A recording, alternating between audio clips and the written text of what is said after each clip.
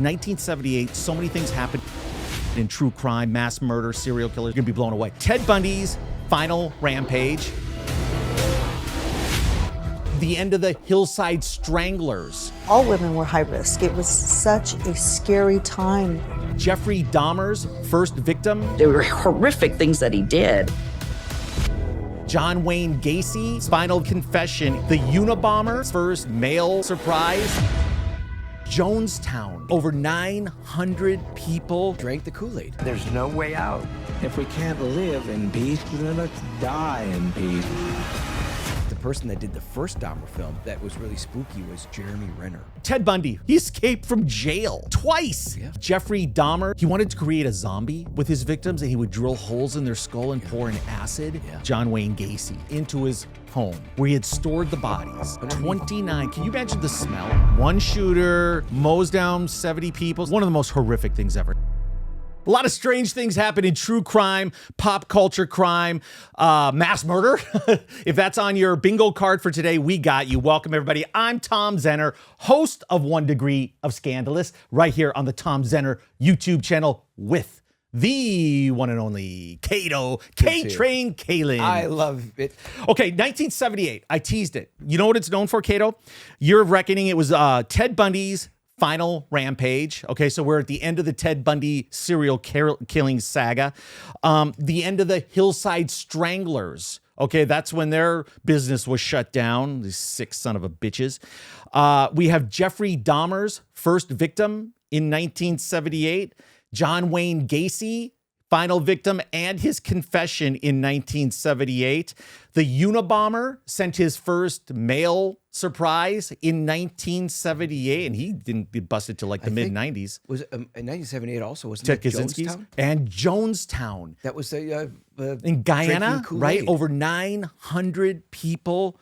Wow. Drank the Kool-Aid. Drank the Kool-Aid, and that's where the phrase came from, drinking the Kool-Aid. Can you imagine that?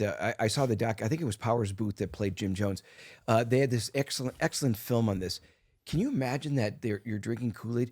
You don't know if it's poison, but if someone next to you, your child drinks it, Yep. and you see it causing death, and you haven't drank yours yet, and yet you still do? I know. How much power can that one person have to make you drink poison? But you know what? I think they were on to him at this point because a lot of these parents saw their kids die in front of them. And they said it was mixed with cyanide, right? Yeah. And what a horrible way to go. It took a few minutes, maybe 5 to 10 minutes for a child to die. By the way, there was a lot of kids and women that died in this thing. And then they say it took about 30 minutes in adults. But wow. And even he killed himself. He shot himself in the head, Jim Jones. You remember that the news team was going back to the airplane, and then Jones had the army come out there before they shot everybody. Don't you remember that scene? Yeah. Was they had a film crew that was going to expose it. Wow. And the film crew was going to their plane, and then you see army trucks coming there. They killed everyone. Oh my God. Oh, it's incredible. It is incredible documentary. Hey, and and film. you know what he was doing, right? His idols were Lenin and Stalin. It was true socialism. Yeah. Right. And he got they started in San Francisco. Then they branched out there because the Americans were on to them and investigating. The media was coming out. Yeah. So they go out in this Guyana, wherever that is. And wow. And so would that be considered the biggest mass serial killer? Or is that not a serial killer, mass killing. Mass killing. That's a mass killing, right? But not serial. But yeah, 1978. You know what the number one movie was in 1978?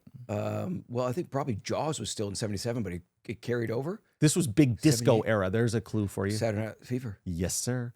And the number one song was Andy Gibb, Shadow Dancing. Yeah. Okay. And Milwaukee callback, number one TV show. Happy Days, baby. Wrong. Laverne and Shirley. Oh, spinoff. A back-to-back of Milwaukee. Oh, by the way, did I mention? By the way, it's so funny you mentioned everything you mentioned because I always wanted to meet growing up as a kid going, oh my God, they're filming in Milwaukee. And my dream, I met Penny Marshall. Did you? I met Michael McKean, did a show with him, who was Lenny. And I met Squiggy. I did a show with Cindy Williams. Isn't this amazing? It's all these things I, as a kid, going, oh, this is my hometown. And I end up meeting all these people that I wanted to meet. It's sort of like, be careful what you wish for, but this was a good wish. And it all happened. And what was the other thing you meant? Gibb? No. Oh, so the number song was... I met John Travolta, Saturday Night Fever. So it's What does schmazel mean? Can you break that down? It's a made up term. It was because of Schlitz was the big brewery there. They don't use Schlitz; they use another name of whatever it was called. Pepper or something, or no, but it was a company with an S. Okay. Pepper, Schlotz or something. Okay. So they just cheated. Right. Schlitz was the beer that made Milwaukee famous. Was their tagline. Milwaukee, a lot of beers out of there, right? A lot of beers, baby. Milwaukee and St. Louis, beer capitals, no doubt. By the way, can I ask you a question? Yeah. Speaking of Milwaukee and serial killers, Jeffrey Dahmer. do my glasses give you Dahmer vibes? I'm going to put up a picture. My family said this gives them Dahmer vibes. That, yeah. A little bit? Yeah. Then Not the face, but yeah. It kind of compares to I'm going to throw this picture up. I don't know, man. Maybe I do have some Dahmer isms. Yeah, and the thing is, in Wisconsin, it's Marquette University is a great university, but it's a university that's surrounded by some bad area. But at the actual campus, architecture, it's beautiful. It's one of the most beautiful, great law school, one of the top dental schools. So Dahmer's place is just out of there. So it's not a college bar. He was more in the seedy part of town, and a lot of gay bars, but obviously growing up there, I know every area. So that documentary was actually the show that Netflix did wasn't even a documentary. I guess we considered a film. But the person that did the first Dahmer film that was really spooky was Jeremy Renner. Oh, really? Played Jeffrey Dahmer. Huh. Jeremy Renner. I'm working with him right now. We're working on getting a cover story in Jet Set magazine with him. So he's filming his TV show in Pittsburgh right now. So we're trying to finish that up. Yeah, what is it with Milwaukee? You got the serial killer, but then you have so much joy. You got the Cabo. You got you got Chris Farley's from Wisconsin. Marquette. My sister went to Marquette. Yeah. My sister Marie went to Marquette. Yeah, good school. All right. Yeah, so started March Madness. I told you next year how you can rig the bracket. Before we get into 1978, how about Mr. Tom Lang on those last two episodes? Tom's great. Tom looked great also. He looks healthy. And the funny thing is that Tom, he gets offers to do so many speeches. He gets offers, but he doesn't want to fly anywhere. He's just happy. I'm so happy he does our show. No kidding. He could do these cruises, these crime cruises or whatever, but he just for big bucks, big money. He not really interested in it. He just kind of likes coming here or just staying at home, which is great. He's a machine. Yeah, he's literally a machine. I remember talking about the Wonderland murders with him, and he said that they spent 30 hours on the crime scene. Remember, did you catch that? 30 hours. 30 hours. He comes into our studio. We tape 2 episodes with him. He lives almost an hour away. So we bring him in. We send a car out. We bring him in. He's here, sits down, ready to go. We stroll in, me maybe a little later or whatever. We get going. He doesn't leave. We take a little break, doesn't use the restroom, doesn't do anything. He's ready for episode number 2. Get him out there, get him in a car, and he's gone. He's just a machine. And you think he keeps notes of us? The Cato said this. I know he does of you. Yes. But he's got a book. He's got a book at Cato. Did you see him looking at Zeus when he left last time? Yeah. And I think he said something about, I've seen this before. These are similarities that are... Zeus, sorry, man. I hope this isn't killing your social life. Me coming up with this, diversion, Zeus is a split personality. Man. He's full of good vibes. And I'll say one last thing about Tom Lang. He's about 6'2". He's built. He works out every day. He goes to the gym where he lives almost every single day. That's what you got to do when you get to that age. But his memory and his storytelling ability is second to none. Yeah, I mean that's why he keeps himself busy. His mind is sharp. Yeah. Guys want Tom Lang back? We've had him on 4 episodes in the last 2 months. If you want him back, send us some comments right here. Yeah, people are loving the shows. The comments are great. And what you'd like Tom Lang to talk about. By the way, he had a great comment when we asked him about John Bonet. He didn't hesitate either. Yeah. Well, he didn't say it, though. He didn't say specifically, but he did tell us that he gave us an avenue to travel down where... And it could be. It could be. It's close there. You know what? I was watching another show that we talked about, serial killers, speaking of that, which has got to be close to 1978. I started watching the Chaos, the Charles Manson. So, and that's another person I got to be friends with was Vincent Bugliosi. Vincent Bugliosi was the prosecuting attorney, wrote Helter Skelter, and sort of was his ticket to fame and fortune, really, because it became a bestseller and a feature film on it. And he left the DA office right before OJ. right? Did he leave right before Yeah, that, basically? he wasn't part of it. Yeah. No, I know he wasn't. Yeah, But he some left people said if he before. was, He maybe there was a but he- different outcome. But he did write a book on it, Mm-hmm. and that became a bestseller. And I have it, I'll to probably send a picture for the show, the inscription of Cool. what he wrote. Bring it in. Yeah. For sure. All right. So Idaho killings, I think that's on topic for next weekend or next week for you and me. There's developments there. I want to get back into that Yeah, case. I like that. That's going to be a great case. All right. Ted Bundy, 1978. This is where he had his last murders as part of his serial killing spree. And Cato, they shouldn't have happened. He escaped from jail More than once. twice. Yeah. He escaped from jail. Just when you dig into this guy's background and with the charm and charisma that he must have had. That's why he got to escape. Sure. Because he was not your profile of a serial killer. Yeah. And I mean, it was slipped through a hole and then he got out and got back. And I think 2 more victims after that. Mm-hmm. Man, could you imagine having that on your conscience if you're running that, you're the warden of that jail and you let Ted Bundy slip away? Come on. And, well, the thing that's kind of always spooked me about Bundy is that they showed the Volkswagen that he drove, how he had it set up with where the seatbelt would be. He had it set up where he had handcuffs. So he'd handcuff the person and they couldn't get escape, that he'd reach over, handcuff you. Then you kind of know at that moment, you're probably going to die. And you know the song that played in his car, right? No. Every murder scene that has a car with the tape was I Think I Love You by the Partridge Family. God. Really? Yeah. Are you joking? No. Oh, okay. That's creepy. Why are you smiling? Because it's a creepy. Okay. I read for a film called Copycat back in the day. I got to go in for a major motion picture, Sigourney Weaver. So I read for that film, tape for it. William McNamara got the part, but it was the copycat kill. They mentioned that whole copycat with Ted Bundy. They do. You should watch it because it's all about serial killers. So he would set the tone with this kind of light atmosphere with that song because I think that's David Cassidy. Yeah. So wow, and then the horrific things that are going on as that song's playing. When I hear that song, I think of their bus, the Partridge Family bus. Remember that? Yeah, and you know what? The guy, you lose track because he was, good looking or whatever. He had the charisma, the style, the flair, and that's what lured his victims. Man, he was a sadistic bastard. Crushed skulls for these victims. It's amazing. The Ted Bundy story is just, it blows me away, this guy. I don't know if he had his law degree. He was studying a law degree. He was a smart guy. He tried to outsmart, obviously, until he got caught. Mm-hmm. And it works. A couple dozen victims. His last victim was 12 years old, too. So it was not then you have a Dahmer, and you said the first killing was in 78. Yeah. And he fits it more because he had this bizarre personality. You do not want to be in a room with Jeffrey Dahmer because you don't know what he's thinking. I think that he had this look of, this guy could be a killer. And obviously he was. Well, I mean, he was showing those tendencies, collecting animal bones, probably torturing animals, and then just working his way up. Think about him. When he would kill these people, they wouldn't find the bodies for months. Yeah. And then he found a way to... He wanted to create a zombie with his victims, and he would drill holes in their skull and pour in acid. Yeah. It documents me. And just the tub of acid that he kept in his room with lime, whatever, so the bodies would dissolve, no smell. What a house of horrors, huh? Yeah. They tore it down. And, that's it's like a little park. Yeah, he'd bash him in the skull with a dumbbell or whatever he had in the house. And do you think his being killed in prison is justified? Oh, sure. Okay.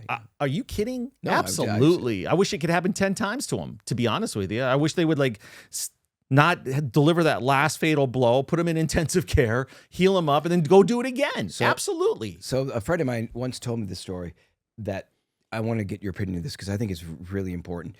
Capital punishment's a big topic. And what do you think about this? How people after the crime, they don't see the crime, but you start getting sympathy for the killer. They run stuff, maybe a Louis Mangione, or you see sympathy for people that are killers.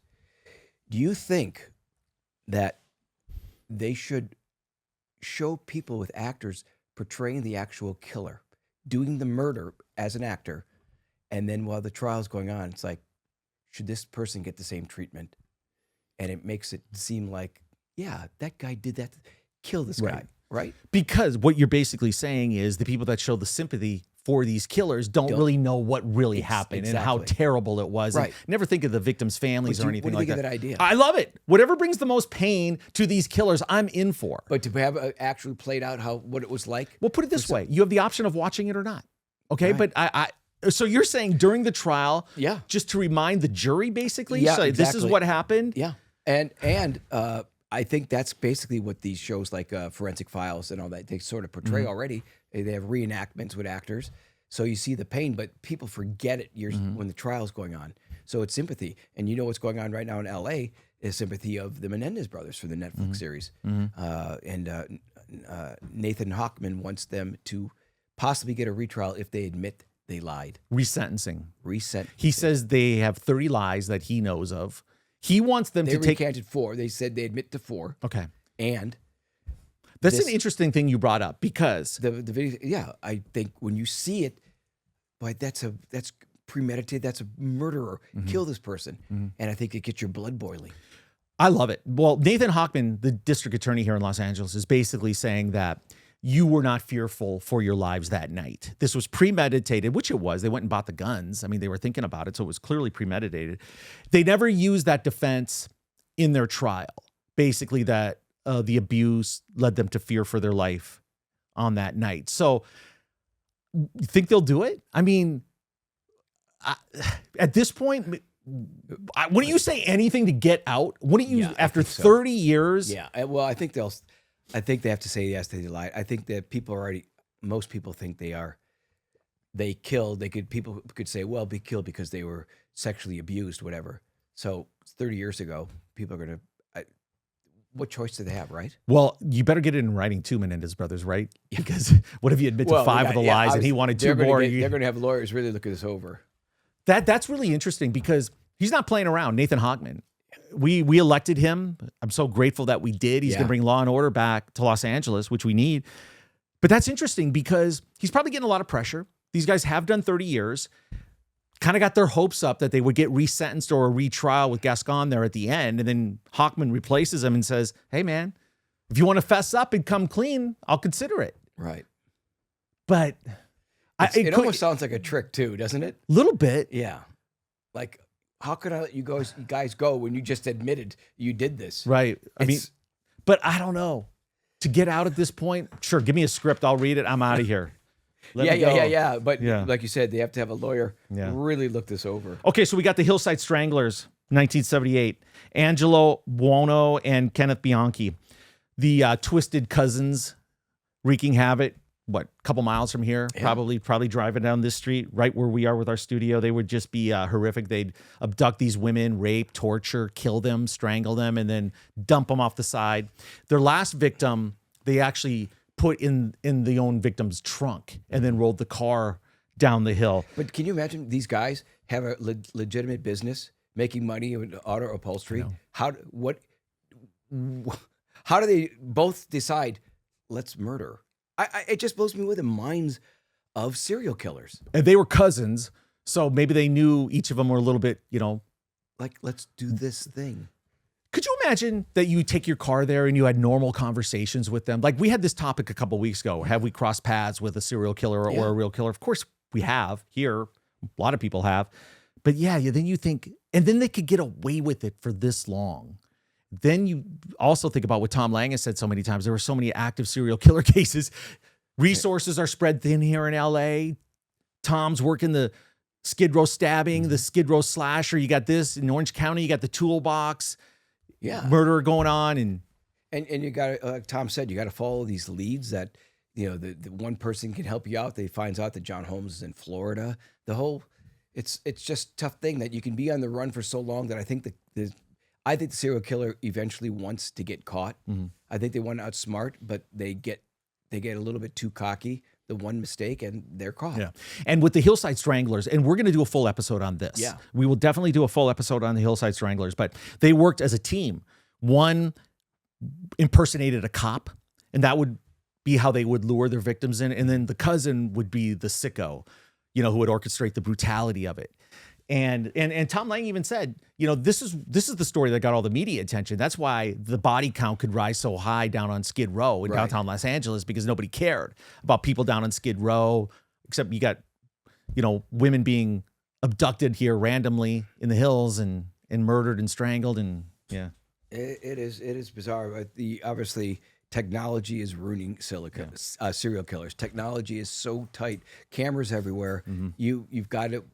Yeah, I just think with the cell phone, you never know. And I'll give you an example of this. Half the people that are destroying Teslas, don't they know that Tesla has a camera? How stupid are they? And I think people forget that you're so comfortable that you don't realize you're being filmed. Anywhere we walk out, there's a camera somewhere. So you're on camera everywhere. If you stop and think about it, you're right. Yeah. Because if you do something stupid, more than likely it's being recorded. It's caught. And Teslas do have cameras. Yeah. Incredible. Yeah, it is. And also street sign or street lights have cameras or whatever. So yeah, and in that's a big why it's city. so interesting with the Kohlberger case, the pings on a phone, the driving by, the car driving by the where the college kids lived. It's technology. Serial killers are going, God, we're in the bad era now. One guy we haven't really talked about much on this show as far as the serial killer is John Wayne Gacy, the killer clown. And he was doing this for years and years and years. When they finally got into his home where he had stored the bodies, 29 bodies. Underneath. 29. Can you imagine the smell? Yeah.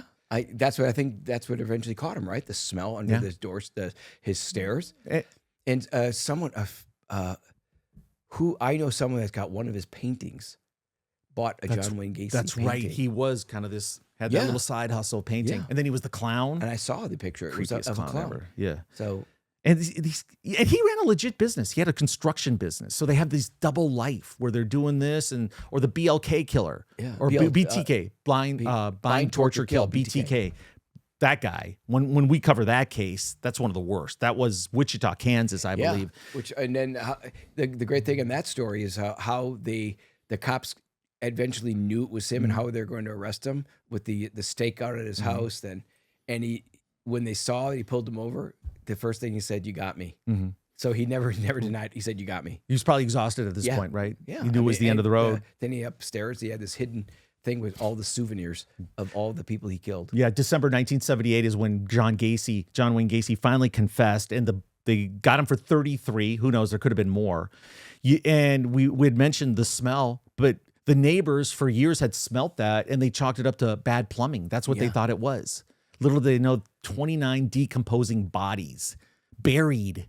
Yeah, I mean, these guys, they don't have formaldehyde, right? I mean, so these bodies are literally just like Dahmer, same thing, except Dahmer would dine on them as well. Cannibal. You think the cops would have known something when they saw 48 different Papa John shirts at his house.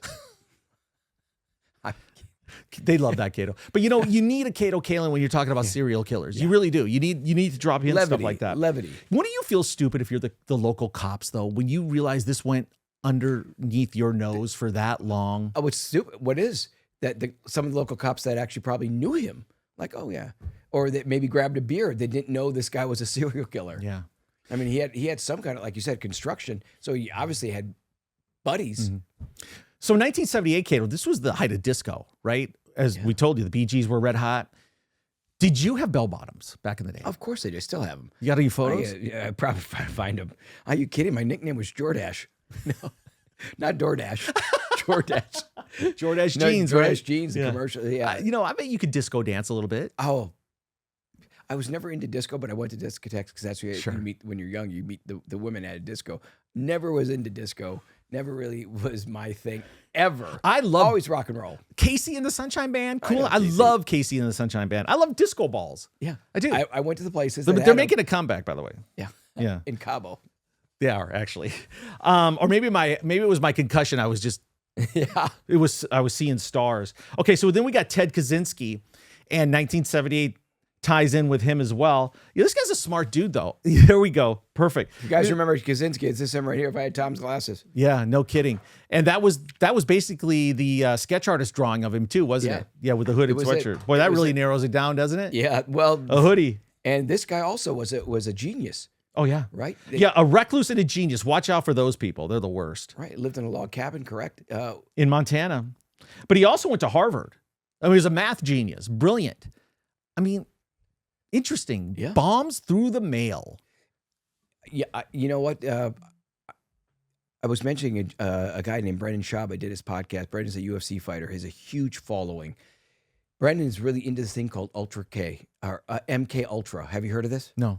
MK Ultra is the Manchurian Candidate sort of thing. You can brainwash someone to kill. They don't know they're doing it, and they think that started with the CIA years ago. And I'm wondering about all these people that are so genius. If any of them were CIA operatives, I know it sounds far fetched, but with the MK Ultra, they're saying that Lee Harvey Oswald was. And Cato, is there anything we wouldn't believe at this point? Anything's possible in this world, don't you think? 80,000 pages for JFK have been released, and they bring up MK Ultra throughout that entire. I haven't read the 80,000 pages, but I know it's all operative, and they're mentioning MK Ultra. It's been around forever, so I think a story that I would love to get into on our show, if we have connections. And it's the shooting in Vegas of what really happened with the country artist that was performing.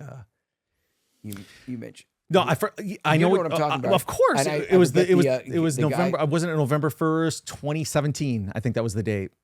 That there's so much to that story of people seeing shots coming from a different floor at the Mandalay Bay. Shots. It blows me away that there's something so much bigger to that story. I hope we find out. Well, think about it. He somehow got those guns into the hotel. We think they're not. I mean, that's part of the thing. Was the guns already there? He had multiple guns, didn't he? What is this guy the killer or not? I don't know. Tom. I mean, I'm just any I read hunches certain things because you could start going down rabbit holes and it's people that you want to. Maybe some of our audience know more than I do on this topic, but there was something that was going on. Someone was in Vegas at the time.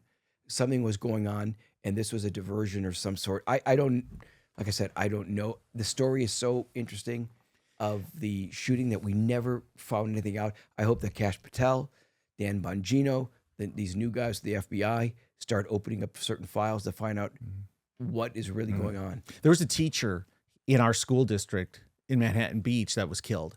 In Vegas? Mm-hmm. Yeah. Her and her friend, one survived, one died. But it's one of those stories that it's just too tidy. One shooter mows down 70 people, 68 people, whatever it was. One of the most horrific things ever. If you think about this, 30, 40 stories up at a country music festival. And then, okay, we got the guy. Let's move on to the next one. There is so much more to that one, I'm sure, just like everything else. On Twitter, on X, I should say, at X, they have this, every so often it pops up, the cab driver is filming it, and sees a shooter, but it's coming from a different room, and they're seeing the shots on film, on the cell phone. And I'm going, this isn't made up. The person's freaking out. It's not overacting. Like I said, it's real. So I wonder what is behind the story. Have you heard if it was some sort of diversion or there's somebody else that they wanted to get that was the target? Did they get that person? I don't think so. That's why I want to find out about the story. And like I said, our viewers are pretty smart. I don't know enough about it, but this is one thing that I'm really compelled to find out. I really love this story to find out what the truth is behind it. And they talk about the guy that was, I forget his name, the shooter. He had no reason to do this. He was a gambler that was always there and very successful. Well, that's one. If we could peel the lid off that one and get all the details. The other one is Trump's assassination attempt. I want answers on that one. Will we ever get them? Probably not. Maybe. Hopefully. Why they're phone calls to this FBI? That's insane. And then when we were hanging out in the lunar module in Cabo, before I cracked my head open, it makes you think too, did we land on the moon? It does bring that up because this was an exact replica of the size. And here's my theory on this. I am not a conspiracy theorist. I am not. However, I see potential conspiracy and scandal in every story because I know it's involved. So I'm not a lunatic, but nothing would surprise me. Nothing. And I think if you force yourself or you're trained just to look at things objectively. So when I look at the landing on the moon, I look at it from a TV person. You look at NFL highlights from the early 70s, you can barely see them. Right. Like the Franco Harris Immaculate Reception. There wasn't another camera on the scene. It's cloudy. It's grainy. How did we get a live telecast from the moon? The moon. Right. Technology, how do we have that? Okay, so... How do we have, and they show how was that capsule land on there? It looks like tinfoil. Okay. And the answer might be with Stanley Kubrick, who's dead. Maybe. Okay, here's the other thing, too. if we did it in 1969 or in the late 60s, why couldn't we just do it again then? Now, here's my last thing that I will say about this. So you think it's not real? I'm not sure. I wouldn't be surprised if it wasn't real. Yeah. But here's my last thing. In order to pull this off, you need so many people to keep a secret. How do you do that? You need all those people at NASA. You need the TV networks. You need the politicians. We're talking hundreds and hundreds and hundreds of people that have to stay with the same story and never veer, not on their deathbed, never. So what's your thought? Did we land on the moon? I'm going to go with you. I would not be surprised. But once again, why don't more people bring the stuff up of how do we film this? How it's like almost silly. It's like, we didn't have technology like that. How do they get on the moon rock if it's real? It's I mean, and why haven't we gone back? Yeah. The worst though, Cato, I think when you consider, like, if there's government cover-ups in these things, the worst is when they intentionally go to war, and the amount of deaths and our soldiers, and when they start manipulating with people like that, which happens, probably most wars are like that. It's just, how can you be so evil where you just don't even think of human life in a way that even bothers you? It's even like pharmaceutical companies when they do the studies, if they want to release a new drug, they know X amount of deaths are going to occur, and it's just numbers to them. Well, that'd be a thing for like a serial killer to enlist, that he knows he could get away with killing in another country if there's a war. It's not crazy. Hey, man, if we can do anything on Earth, if we can give new serial killers good ideas, man, that's what we're here for. Katrin, that's going to be on our epitaph. Our epitaph. All right, so have the Brewers pissed you off yet? Spring training started. No, the Brewers opened the season with New York Yankees, so I haven't really paid attention to spring training. I've contacted some people. I was in Phoenix recently. I was invited to go to a game, but I couldn't make it. So I don't know. I know that you are a March Madness kind of guy. You love college hoops, I do too. And my one team, obviously Wisconsin won. But good. It's early. By the time you're watching this, they probably would have lost. So check X. See what. Hey, by the way, Cato just said they won. They won today on the day of the taping. By the time you're watching this, they will have lost and they'd be out. So go to X. Go to X and see what Cato had to say about it. I promise you, it will be entertaining. Cato, I didn't watch 15 minutes total of college basketball the last 5 months, but I will watch the tournament. Me and Dash are gonna hunker down the next few days. We're gonna have some pizza, some wings.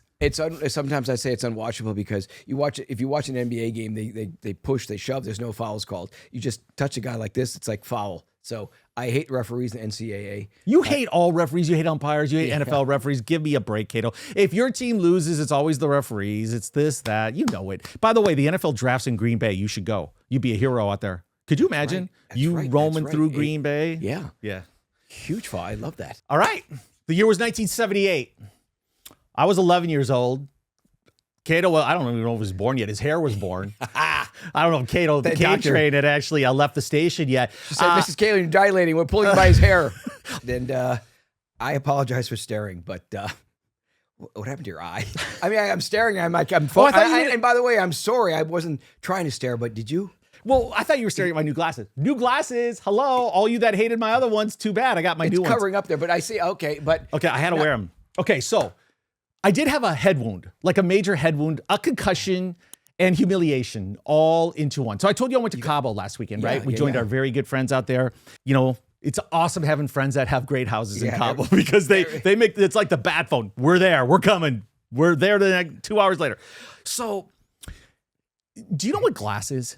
Do you know what glass? You've heard of glass, right? It's this substance that's rather hard. Yeah, glass. You can see through it sometimes. See through it. Sometimes when it's really clean, you can't. It's almost like you don't see it. It's why birds kind of fly into windows, right? So my friend, and I'm not going to name any names, but he and his girlfriend are two of my favorite people on the planet, along with Kyle and Christine. And they also have a house in Cabo, but they weren't involved in this story.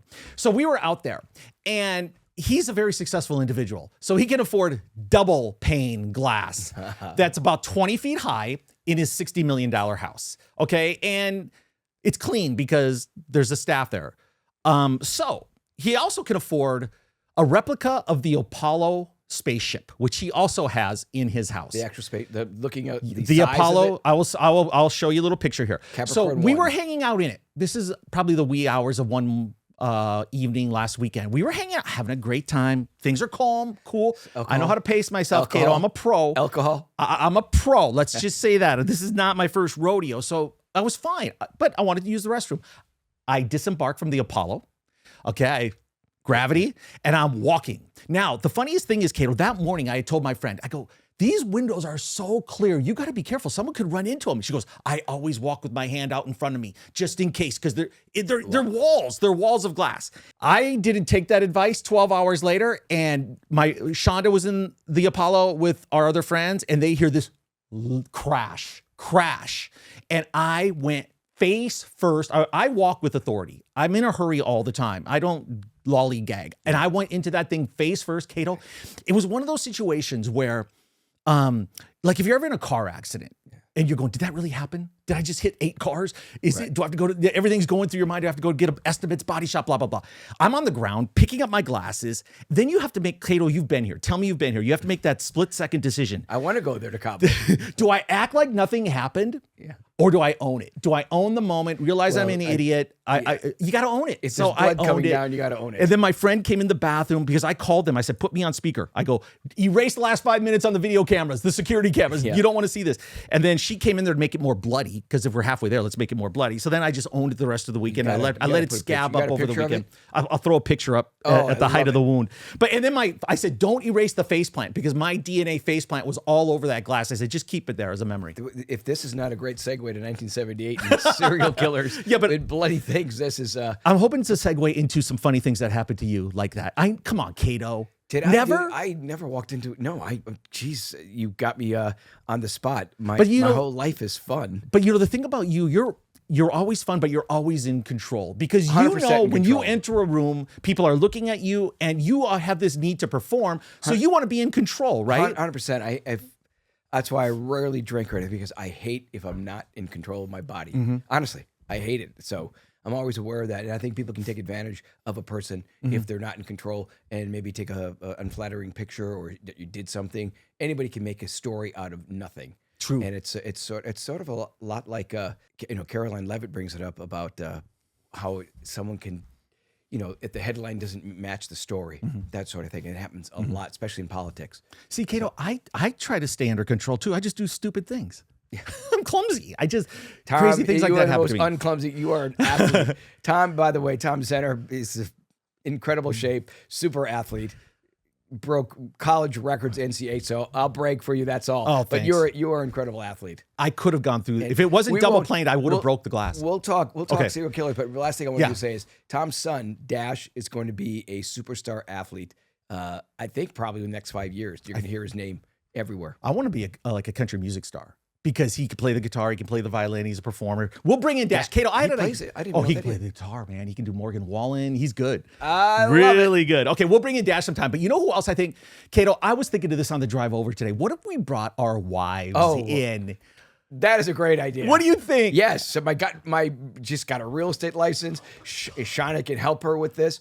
It's Xiang Yi, but right now she's changed the name. It's Sophie. Sophie sells. Okay. Sophie sells houses. Okay, let me tell our audience about Sophie. Okay, Sophie, if you think Cato is pure energy, he had to go halfway around the world to find someone that could match it, and he did. And she is unbelievable. I love Xiang Yi, aka Sophie. Okay, she is incredible. My wife Shonda, you hear me talk about her. I've been married 21 years. Wow. You've been married almost three.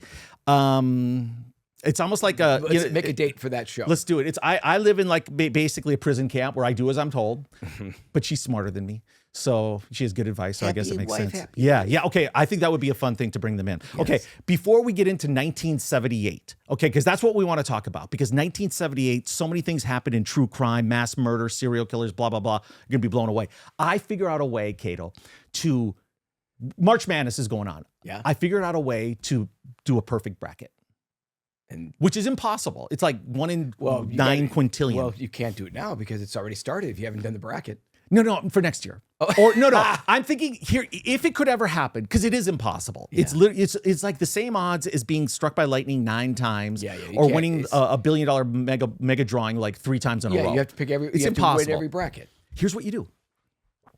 You get you call a convention for all the basketball coaches, and you get them together, okay? And you take them to like almost like an Epstein Island. And then you get them all in compromising positions where you videotape it and you blackmail them. And then you can control the outcomes of all these games based on the tape and the video and the intel that you have on them. I think the money you win from that is going to cost you more to set this whole thing up on an island. No, I think you can set it up on an island for about $30 million. Okay, you get everybody there, and then you progressively bet you can make billions in the tournament. You pull an Epstein Island with college coaches, and you got them. Tom watched Back to the Future 2 way too many times. He has Biff's gambling book. Okay, all right. So, how's life for K-Train? Life has been great. Yeah, a lot of things, a lot of shows, a lot of podcasts I've done.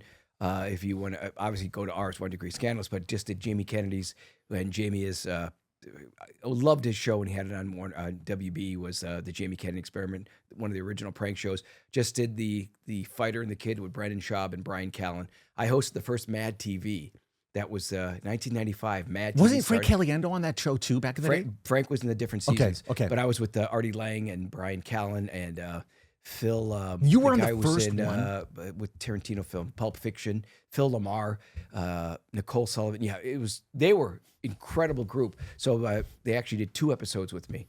But I was the very first host. A little trivia. So I got to see Brian Callen again. Time out. Stop. 30 years later, and like we had Tanya Brown. Everybody 30 years. Right. It's a 30-year. So I did their show, and it's huge following with Brendan Schaub, UFC fighter. Brian Callen, great comic. Hangover. You've seen him in old school, tons of movies. And I'm telling you, Tom, it was so great to do the show, first of all, with Brian and seeing Brian again. Yeah. And we just it was like 30 years. It was like a day later. I'm not kidding. It was like, wow. And in the Small World department, Brian Callen, who's awesome. Yeah. He's been on Patrick Bet-David's podcast, right? Many, many times. Yeah. He was actually on PBD's podcast when he did the election show. So I now know him, Callum. He lives 2 blocks from me in Manhattan Beach. Yeah. So we're neighbors practically. So it's crazy. You hosted the very first Mad TV. Yeah. Host. I was on Fox, Saturday night. I remember. Yeah. Wasn't that Saturday night? They would be an hour before Saturday Night Live. Yeah, Wasn't I that think the key? so. I think it was 10 p.m. God, that's classic, man. And by the way, they were hilarious. Quincy Jones produced it. Huh. So I got to meet Quincy. Became, I could say, a friend because I hung out even after the show. Stayed in contact. What year was that? Like early 2000? 95 was the first Mad TV. Yeah. Boy, that was the height of. By the way, don't you feel a resurgence in Catoism? I mean, isn't Cato? I mean, you almost. I just feel with everything, how much you've been out there lately. I bet the public's responding. I would imagine. What? The Netflix show. So many people watch it. Like I said, it's trending #1, and we have great news too because we got in touch with the gentleman who produced it. That we're going to probably have on. Oh yeah. Michael Radutsky. Yep. Yeah. So I'm excited about that. We've been trying so hard to get him, and we're going to get him on the show. Yeah. And by the way, he produces the Boston bombing. He did Osama bin Laden. He's responsible for this American Manhunt documentary series, and he's a Wisconsin guy. So immediately I love him. Yeah. Tom Lang, Wisconsin guy. Zeus, where are you from? It doesn't matter. I still love you. But you know what? Texas is known for a bunch of psychos. Yeah. Psychos, serial killers, crazy Where's people. Ted Bundy from? Florida or somewhere, isn't he? I don't know. Maybe Missouri. Probably Texas. Texas was Billy Ray, the guy who had the most serial killings is the guy from Texas. Of course it is. I think the movie Look Henry. at Zeus, man. Look at those eyes. Henry. I try not to make eye contact with Zeus during the show. Well, you never know, man. He doesn't want to make eye contact with you after that cut. Yeah, so we're going to talk about that. Landman. That's based in Texas. You haven't watched that, have you? No. Pretty good show. Billy Bob Thornton. Ooh, God, he can act, Bob. man. He can act. Okay, what did we learn today on the show? Well, I think we learned that 1978 was a bad time. Actually, it was probably a good time for serial killers, but a bad time if you've been killed. No, don't say that. What did we learn? I'm amazed, though. 1978 was... Had a lot of things happening, didn't it? Horrific with that. It kind of, there are a lot of things. I don't remember anything big in sports that year, but I do remember we had the end of some serial killers. We had the blossoming careers of some serial killers. And I think that everything is sort of, what was happening actually in the 70s that caused 78 for people to go kind of insane. Am I right? Yeah. It's like something causes a trigger of something that just Could be the moon. You had Ted Bundy. You had Jonestown. We had John Wayne Dahmer. Gacy. We have Dahmer. Hillside Stranglers. Hillside Stranglers. I mean, what was going on in the world in 78 that people were losing their mind? Right. Give us some answers. That's a lot of deaths, a lot of carnage. We also learned that I believe that I really could go undefeated in March Madness if I could set up an Epstein Island type situation with bribery. I think I need about funding for about $30 million. It probably cost me $30 million to build a little, just nice little place to bring all these coaches. I get them in compromising positions. I got the video, and then I bribe them, and I just tell them that day, this is what I want to happen in this game. Boom, boom, boom, boom. I'm the puppet master. I'm the George Soros of college basketball March Madness. You're pulling the strings. And I think for the viewers out there to actually, if you can help out with that Vegas mass shooting, there's clips if you can send Tom and myself. I love that story. If you know more than, I think you obviously know more than I do, but this is really an interesting topic. If we can get someone from Vegas, someone involved in that case to, I love it. I'd like to hear Tom Lang's opinion of that case. Okay, so send some comments, some suggestions, theories, ideas. If there's good guest suggestions, I have some people that I can reach out to. Let's do an episode on it. Okay? I love it. What do you say? We do an episode on it? Okay. Yep. 2 more next week? Yeah. All right. We're going to give a phone call to that guy because he's into true crime. Brendan. Done. My word is stronger than oak. What movie? What movie? Jerry Maguire. You know I don't do contracts. But what you do have is my word. And it's stronger than oak. I don't do contracts, Jerry. What you do have is my word. Boat Bridges? And it's stronger than oak. Boat Bridges. That was not bad. That was my impersonation. Yeah, that was really good. Okay. For the one and only K-Train, Kato Kalin, I'm Tom Zenner. Zeus, thanks for your limited contributions back there. You stayed awake. I'm proud of you. Thank you very much. Make sure you listen to our audio podcast. Follow us on social media. If you got a cute cousin, probably 25 to 32, Zeus is looking for a date. We'll hook him up as well. He's actually a really good dude. Thanks for watching, everybody. I'm Tom Zenner. We will see you very, very soon.